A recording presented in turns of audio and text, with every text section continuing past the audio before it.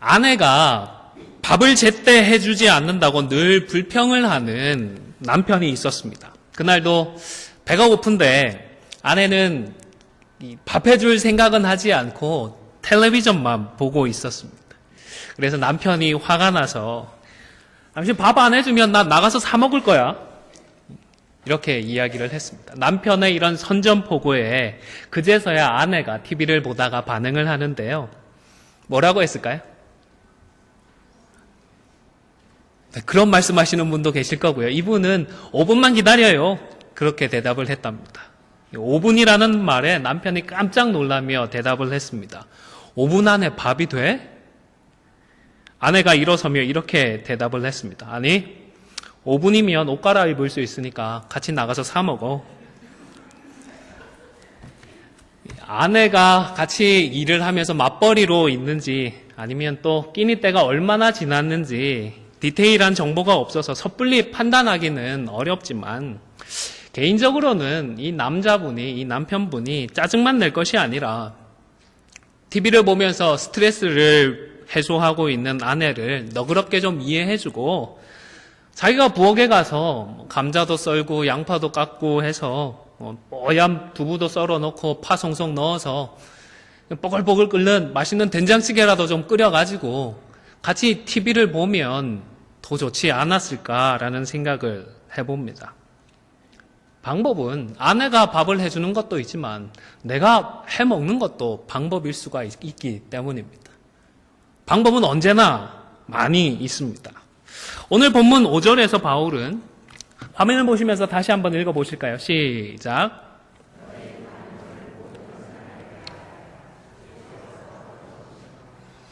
우리말에서 관용이라는 이 단어는 남의 잘못을 너그럽게 받아들이거나 용서하는 것이라고 정의를 합니다. 그래서 우리 문화권에서는 이 관용이라는 단어를 사람의 성품이나 기질과 관련해서 이해를 많이 합니다. 사람 생각이나 입장이 달라도 잘 어우러질 수 있고 좀 잘못을 한 사람도 너그럽게 품어줄 수 있는 성품을 가진 사람을 향해서 우리는 저 사람 참 관용적이다라고 이야기를 합니다. 그러다 보니까 관용하는 사람은 사회생활을 잘 하거나 처세를 잘하는 사람 정도로 생각을 할 수도 있을 것 같습니다.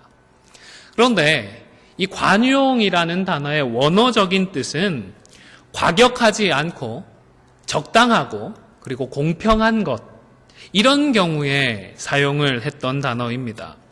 그래서 이 단어를 우리말로 번역을 하면 관용이라는 단어로만 번역을 할 수 있는 것이 아니라 온유, 친절, 온순, 이성적인, 분별력이 있는 인자한 사람, 아량이 있는 사람, 이런 단어들로 다양하게 번역을 할 수 있다고 합니다. 실제로 공동번역이나 현대인의 성경과 같은 다른 번역본에서는 관용 대신에 너그러움이라고 하는 단어로 이 원어를 번역하고 있습니다. 이처럼 관용으로 번역된 원어가 여러 가지 의미로 사용될 수 있기 때문에 관용이라는 단어의 우리말의 의미에 너무 국한될 이유는 없겠습니다.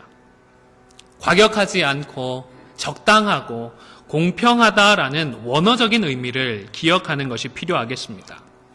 우선 이 관용은 그렇기 때문에 어떤 일을 만났을 때 혹은 누군가와의 관계 속에서 감정적으로 과격해지지 않고 적당하게 반응하는 것으로 이해를 할 수 있습니다. 좋아도 너무 좋아하지 않고 또 슬프다고 너무 슬퍼하지 않고 화가 난다고 너무 화를 내지 않고 적당한 선을 지키는 것이 오늘 본문에 나타나는 관용이라는 단어의 뜻입니다. 그래서이겠죠. 종교개혁가 존 칼빈은 이 관용을 설명하면서 화면을 보시면서 함께 읽어보실까요? 시작. 쉽게 동요되거나 넘어지지 않고 평정을 유지하는 영적인 인내를 가리킨다. 이렇게 설명을 했습니다. 물론 우리의 감정이라고 하는 것이 악하기만 한 것은 결코 아닙니다. 타락 전에 아담과 하와에게 감정이 있었을까요? 없었을까요? 당연히 있었습니다. 창세기 2장에 보면 하나님께서 하와를 만드시고 아담에게 데리고 오셨는데요. 그때 아담이 자신의 감정을 표현을 했죠. 뭐라고 표현을 했죠? 내 뼈 중에 뼈고 또 살 중에 살이다. 그렇게 고백을 했습니다. 뼈 중에 뼈고 살 중에 살이라는데 이게 해부학적인 표현인가요? 객관적인 진술인가요? 아니지 않습니까? 내가 이 사람을 대하는 나의 감정을, 나의 사랑의 감정을 표현하는 그런 내용입니다. 아마도 아담도 첫눈에 반했던 것이 아닌가 싶습니다. 그래서 자신의 사랑의 감정을 이런 식으로 고백을 했던 것인데요. 한번 생각해 보시기를 바랍니다. 그때 아담이 가지고 있었던 게 다른 것이 있었나요? 사실 아무것도 없었습니다. 옷에 명품이라도 걸치고 있었으면 뭐라고 고백했을까요?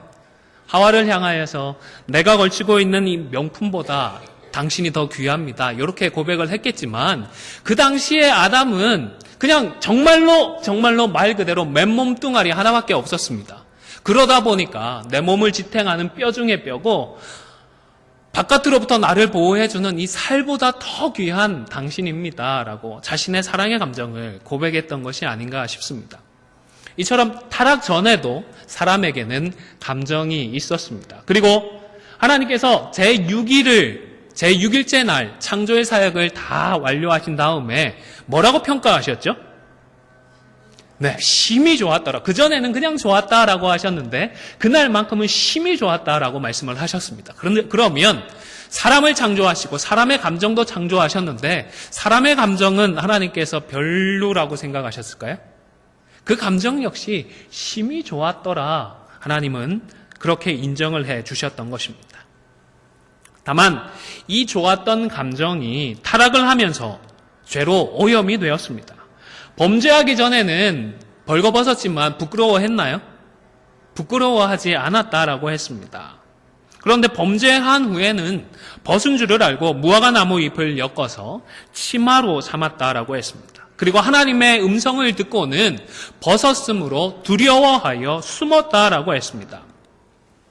물론 타락하기 전에도 감정적인 부분에 있어서는 좀 부정적인 감정도 있었던 것 같습니다. 왜냐하면 선악을 알게 하는 나무를 따먹지 말게 하시면서 하나님께서 뭐라고 말씀하셨죠? 먹으면 그냥 죽는 것도 아니고요. 정령 죽으리라. 지금은 반드시 죽는다라고 번역을 했는데요. 이게 그냥 좋게 얘기하는 건가요? 거의 협박하는 거지 않습니까? 엄포를 놓는 것입니다. 사람들의 부정적인 마음, 겁을 내고 무서워하는 그런 마음에 호소하는 표현입니다. 또 뱀이 유혹할 때를 생각해 보더라도 타락하기 전이었는데 뱀의 이야기를 듣고 하와의 마음속에 어떤 감정이 생겼죠? 불신하고 의심하고 정말 그럴까 하는 그런 마음들이 사실은 생겼습니다. 다만 타락하기 전에는 그런 부정적인 마음이 과격해지는 것을 막고 죄를 짓지 않을 수 있는 자유가 있었습니다. 죄를 이겨낼 수 있는 그러한 자유의지가 있었던 것입니다. 그러나 범죄하여 타락한 후에는 인간의 감정적인 반응들이 지나치게 과격해지기 시작했습니다. 감정을 적당한 수준에서 유지하고 인내하지 못하기 시작했던 것입니다. 그래서 범죄한 후에 아담은 벗었다는 것에 대해서 부끄러움을 느꼈고 그 감정을 적당한 수준에서 유지하지 못하고 어떻게 됐죠? 벗어서 부끄러운데 하나님을 향하여서는 어떻게 됐다고요? 두려워했다라고 했습니다. 부끄러워하는 감정이 이제는 두려워하는 감정으로 확장이 되었습니다. 그리고 하나님을 피하고 하나님을 향하여 숨게 되는 구체적인 행동으로 이어졌던 것입니다. 더 과격해지고 하나님을 피하는 감정의 요동이 훨씬 심해졌던 것입니다. 훨씬 더 격한 반응이 이제 가인과 아벨의 관계에서 나타나는데요. 내 제사가 받아들여지지 않고 동생의 제사만 받아들여졌다? 부정적인 마음이 일어날 수는 있겠습니다. 하지만 문제는 관용까지 잃어버렸습니다. 과격해지지 않고 적당한 수준에서 그 마음을 지키고 인내했어야 하는데 마치 고삐 풀린 망아지 마냥 감정이 요동을 쳤습니다. 극단을 향해 달려갔고 결국 부정적인 감정의 극단에서 동생을 살해해버리고 말았던 것입니다. 여러분 전에도 언급을 했던 빌립보서 4장 16절의 말씀을 생각해 보시기를 바랍니다. 분을 내어도 어떻게 하지 말라고요? 죄를 짓지 말고. 해가 지도록 어떻게 하라고요? 분을 품지 말라고 말씀을 하고 있습니다. 누군가의 말과 행동 때문에 내 마음에 분이 나는 것, 이것과 이것으로 말미암아서 내가 나아가서 죄를 짓는 것, 이 두 개를 명확하게 구분을 하고 있습니다. 분이 나는 것은, 화가 나는 것은 그럴 수 있다고 하더라도 관용을 잃어버리고 과격해진 마음에 따라서 죄를 짓는 자리로는 나아가지 말아야 하는 것입니다. 사랑하는 성도 여러분, 우리의 감정적인 관용을 모든 사람에게 알게 하십시오. 남편 때문에 아니면 아내 때문에 화가 나십니까? 나의 감정이 과격해지는 것을 그대로 내버려 두지 마시고 십자가를 기억하며 관용을 알게 해주십시오. 내가 이해할 수 없는 성도들, 자기가 할 일은 하지 않고 함부로 말하고 행동하는 다른 성도들 때문에 혹시 마음이 격해지십니까? 나의 주장을 관철시키기 위해서 억지를 부리고 말도 안 되는 주장을 펴는 성도들 때문에 또 마음이 격해지지는 않으십니까? 여러분, 바로 그 순간입니다. 해결해야 할 골치 아픈 문제가 발생한 순간이 아니라 내가 믿음을 사용하고 내가 관용을 보여주어야 할 기회입니다. 우리가 발상의 전환을 해야 합니다. 골치 아픈 문제가 또 생겼네. 이거 어떻게 해결하지가 아니라 내가 이 기회를 통하여서 어떻게 믿음을 사용하고 어떻게 관용을 보일 수 있을까? 어떻게 하나님의 말씀에 순종해 볼 수 있을까? 그리고 온전히 말씀을 붙들고 말씀에 순종하여서 하나님의 이름의 영광을 드러낼 수 있는 기회로 삼으면 되는 것입니다. 문제가 보이십니까? 골치가 아프십니까? 그때에는 믿음을 사용해서 여러분의 관용을 모든 사람에게 알게 하시기를 바랍니다. 뿐만 아니라 우리의 권리와 관련해서 우리는 관용해야 합니다. 켄트라고 하는 신학자는요, 이 관용을 설명하면서 화면을 보면서 같이 한번 읽겠습니다. 시작.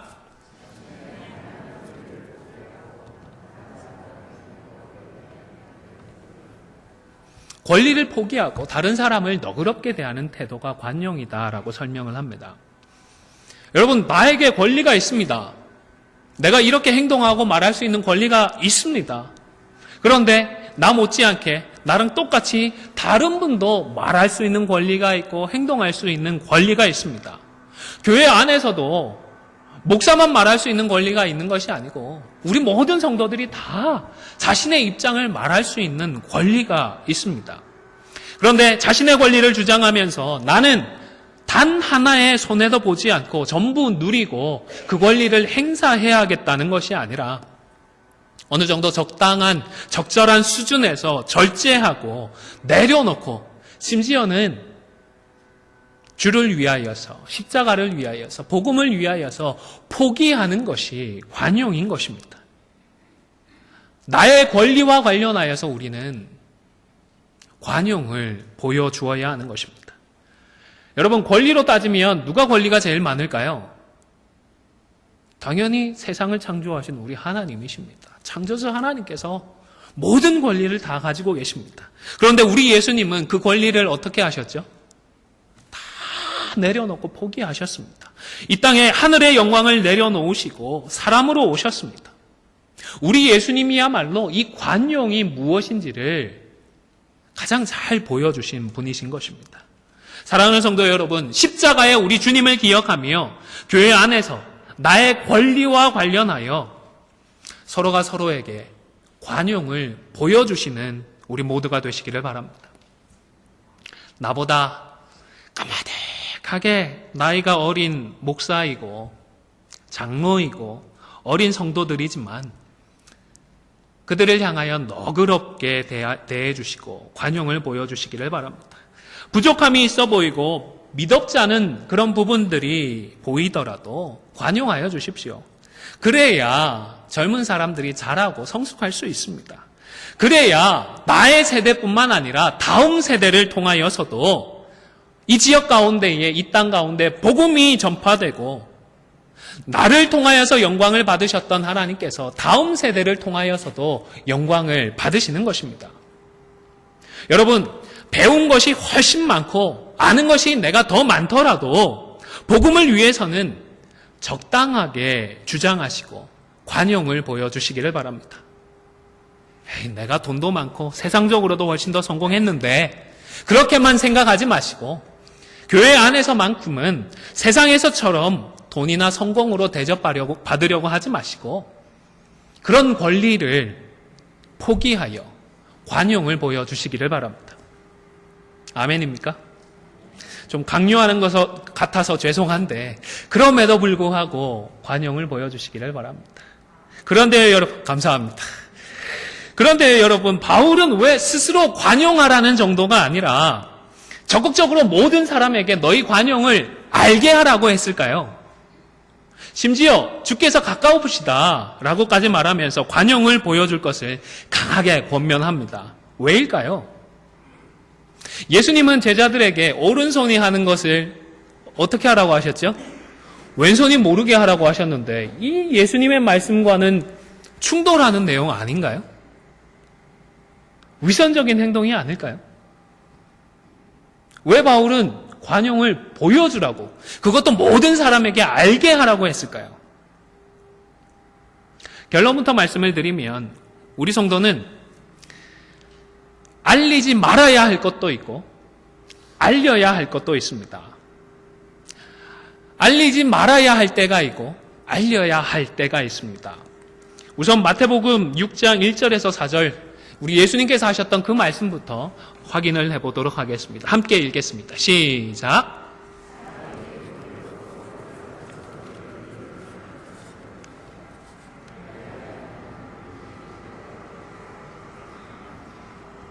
계속 읽겠습니다.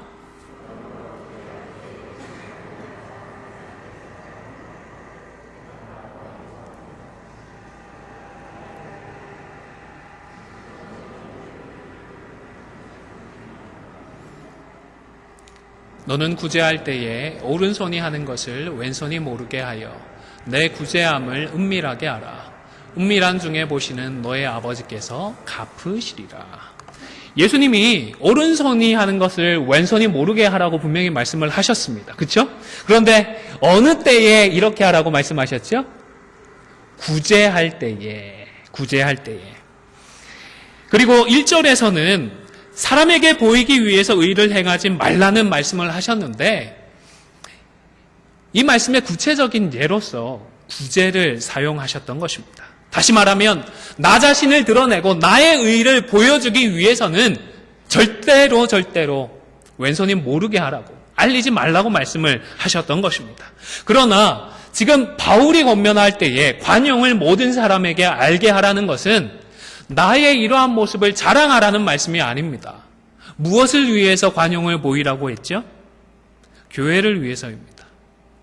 복음을 위해서입니다. 교회를 세워나가고 하나님의 이름의 영광을 드러내기 위해서라면 우리 성도는 우리의 의를, 우리의 관용을 드러낼 필요가 있는 것입니다. 구약시대에 요시아라고 하는 왕이 유월절을 지키면서 온 백성들이 함께 이 유월절을 지킬 수 있도록 하기 위해서 많은 제물을 내어 놓았습니다. 어린 양과 어린 염소 3만 마리, 숫소 3,000마리를 내어 놓았습니다. 조용히 한 게 아니라 백성들이 다 알도록 했습니다. 그랬더니 어떤 일이 일어났을까요? 귀족들도 같이 동참을 했습니다. 수천 마리의 양과 수백 마리의 소를 같이 제물로 바쳐서 온 나라, 온 백성들이 함께 유월절을 지켰는데요. 선지자 사무엘 이후로 이스라엘 가운데에 이같이 유월절을 지킨 적이 없다라고 칭찬을 받을 정도였습니다. 지금 빌립보 교회의 성도들도 나를 드러내고 나의 의를 드러내기 위해서가 아니라 하나님의 나라를 위하고 복음의 진보를 위하고 교회를 위하여서 그들의 관용함을 모든 사람에게 알려주어야 했던 것입니다. 지지난주에 말씀을 드렸지만 유오디아와 순두르게라고 하는 탁월한 두 지도자가 교회 안에 있었습니다. 여성이었지만 이 교회를 중추적으로 떠받들고 있는 귀한 분들이었습니다. 그런데 어떤 문제인지는 정확하게 알 수 없지만 두 사람의 마음이 갈라지고 그리고 두 사람을 대표로 해서 그룹으로 나누어져서 빌립보 교회는 갈등하고 있었습니다. 교회가 힘들어지고 십자가의 영광이 가려져 있었습니다. 그렇기 때문에 바울은 이제는 과격해진 마음을 가라앉히고 설령 여전히 감정적으로는 충동되고 격해져 있다 하더라도 하나님께서 세워주신 리더로서, 지도자로서 자신의 권리, 자신의 자존심, 자신의 감정은 다 내려놓고 다른 성도들과 주변의 다른 사람들에게 관용을 보여줌으로 해서 하나님의 살아계심을 증명하라고 권면을 하는 것입니다. 사랑하는 성도 여러분, 먼저 관용할 수 있기를 바랍니다. 그리고 우리의 관용을 모든 사람들이 알게 해 주십시오. 부족한 것들은 관용해 주시고 좀 잘하는 것들은 많이 칭찬해 주시고 자랑해 주십시오. 우리 안디옥 교회를 위해서 그리고 하나님 나라를 위하여서 밖에 나가시면 우리 교회에 대해 부정적인 것들은 이제는 말씀하지 마시고요. 뭐만 얘기할까요? 좋은 것들, 자랑할 것들만 마음껏 자랑해 주시기를 바랍니다. 아마 제가 아직 많이 어립니다. 담임되고 이제 1년 몇 개월이 지났는데 열심히 하고 최선을 다한다고 했지만 부족한 것도 많이 있을 것이고 실수한 것도 많이 있을 것인데 혹 마음의 상처가 있으셨던 분들이 있다면 너그러이 관용해 주시고 용서해 주시기를 바랍니다. 그래도 밖에 나가면 욕하지는 마시고요.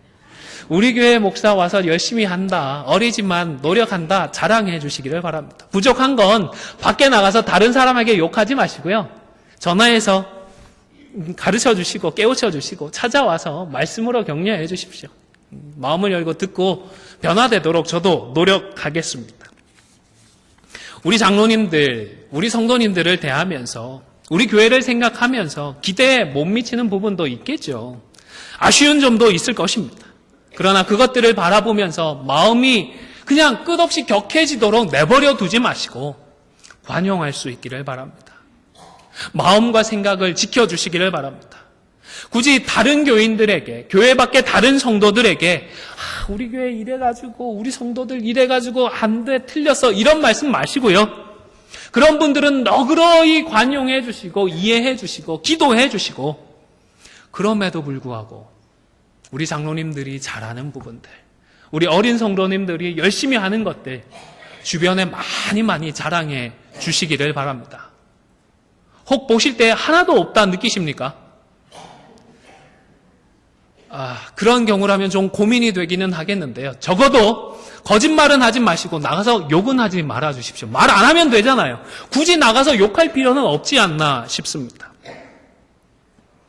아울러 관용하고 관용을 알게 해주는 정도가 아니라 뜨겁게 서로 사랑하는 저와 여러분이 되시기를 주님의 이름으로 간절히 축원을 드립니다. 왜냐하면 사랑하면 관용할 수 있기 때문입니다. 고린도전서 13장에 바울이 이야기했던 사랑을 기억해 보시기를 바랍니다. 사랑은 오래 참고라고 했습니다. 인내와 관련하여, 관용과 관련하여 먼저 시작을 합니다. 그리고 사랑을 설명하며 제일 마지막에는 뭐라고 했죠? 그때도 인내를 이야기합니다. 무려 그 구절 안에 3번이나 인내를 언급을 합니다. 관용해야 하는 것입니다. 바울을 통하여서 모두에게 관용을 알게 하라고 하시는 하나님께서 베드로를 통하여서는 서로 사랑하라고 하십니다. 서로 뜨겁게 사랑하라고 말씀을 하십니다. 베드로전서 1장 22절의 말씀을 같이 읽도록 하겠습니다. 시작.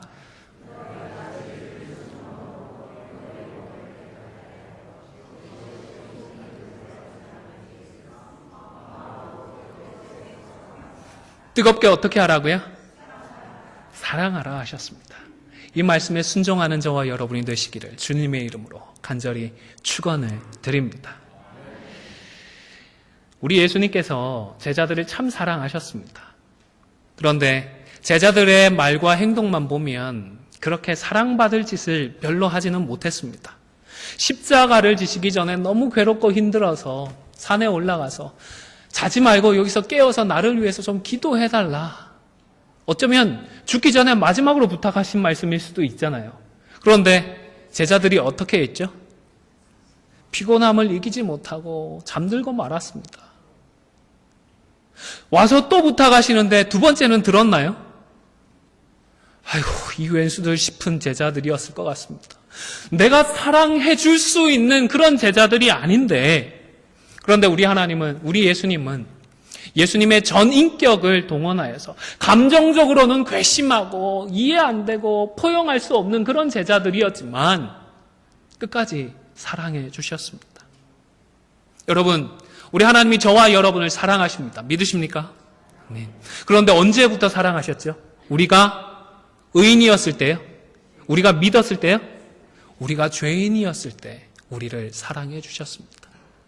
우리를 때려 죽어도 시원찮을 그런 판국에 하나님은 도저히 감정적으로는 사랑할 수 없는 그런 상황이었지만 하나님의 전인격을 동원하여서 우리를 의지적으로 사랑해 주셨고 우리를 이성적으로 사랑해 주셨던 것입니다. 이제 말씀을 마무리하고자 합니다. 서두에 언급했던 이야기를 다시 생각해 보시기를 바랍니다. 그 가정은 관용이 아쉬운 가정이었습니다. 그러나 관용하는 정도가 아니라 서로 뜨겁게 사랑하는 가정이었다면 애시당초 큰 문제가 없지 않았을까 싶습니다. 여러분, 사랑하면 됩니다. 뜨겁게 사랑하면 다 될 줄로 믿습니다. 아무쪼록 주신 말씀을 기억하고 서로에게 관용하시고 또 그 관용을 모든 사람에게 알게 해주시고 서로가 뜨겁게 사랑함으로 우리를 통하여서 십자가의 복음이 증거되고 우리를 구원하시는 하나님의 이름의 영광이 높이 높이 선포되는 귀한 역사가 우리 가운데 일어날 수 있기를 주님의 이름으로 간절히 축원을 드립니다.